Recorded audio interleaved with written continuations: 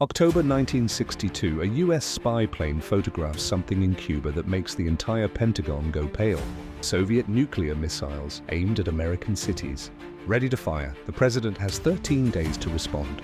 Every wrong move and this planet burns. What was the Cold War?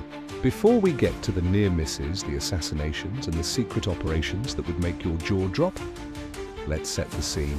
World War II ends in 1945. The world exhales. 60 million people are dead.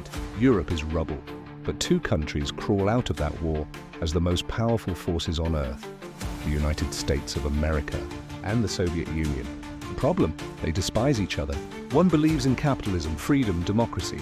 The other believes in communism, state control, collective power. Two completely opposite visions for how the world should work. Both of them armed with nuclear weapons. For the next 45 years, these two giants would wage a war unlike anything history had ever seen.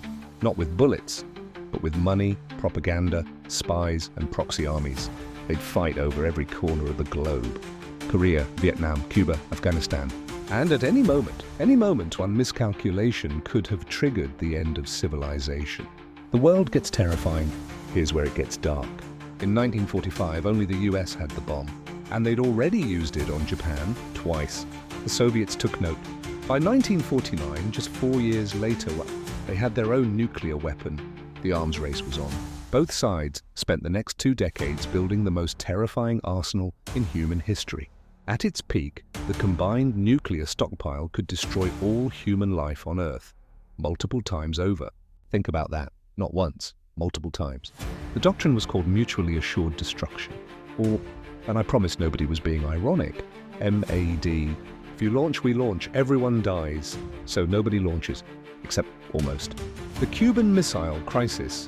13 days to Armageddon. October 1962, this is the closest humanity has ever come to nuclear war.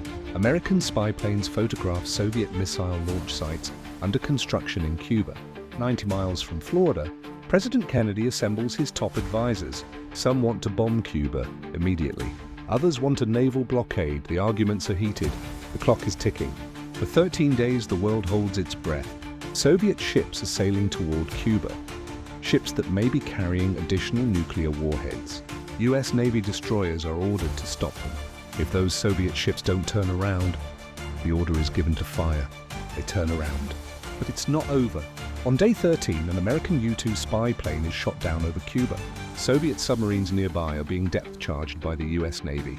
Their commanders, cut off from Moscow, unable to reach their superiors, had to decide on their own whether to launch nuclear torpedoes. 3 officers had to agree. 2 voted yes. 1 man voted no.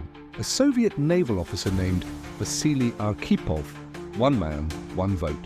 That's the reason you are alive right now. Fighting without fighting.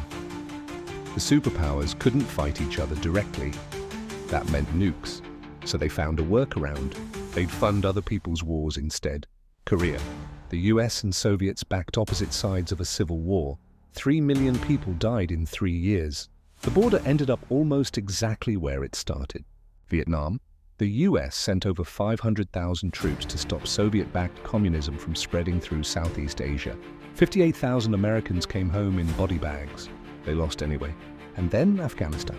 In 1979, the Soviets invaded Afghanistan and found themselves in a nightmare.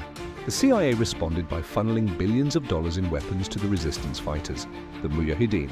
The Soviets bled in those mountains for 10 years. It broke them. The empire starts to fall. By the 1980s, the Soviet Union was rotting from the inside out.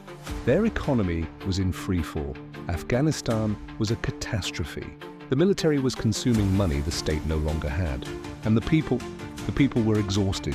Then a new Soviet leader emerged, Mikhail Gorbachev. He introduced 2 revolutionary ideas: glasnost, openness, and perestroika, restructuring. He wanted to reform communism, modernize it, save it. Instead, he accidentally killed it.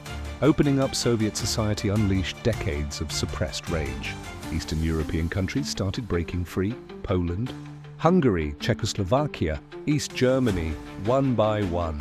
And on November 9, 1989, the Berlin Wall fell. Thousands of ordinary people picked up hammers and tore down the single greatest symbol of the Cold War with their bare hands. December 25th, 1991, Christmas Day. The Soviet flag was lowered over the Kremlin for the last time. In its place, a Russian tricolor. The Cold War was over. The United States had won. Sort of. Because here's what most people don't say out loud. The rivalry never truly ended. The weapons are still there. The tensions are still there. And the same two nuclear powers are, right now, in 2025, playing chess with the fate of the world. The Cold War didn't end, it just went cold again. If you made it this far, I guess you're exactly the kind of person who wants to understand how the world actually works. Hit subscribe, I'll keep breaking it down. This was Viral Historian. History hits different when you know the full story.